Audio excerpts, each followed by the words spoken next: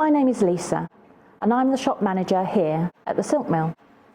Today's phrase, cut from the same cloth, refers to two people with similar characteristics or behaviours. For example, if two friends have similar manners or speak alike, they could be said to have been cut from the same cloth. The origin of this phrase dates back to the 19th century. It comes from suit makers who cut suit trousers and jacket from the same piece of cloth in order to have them match exactly.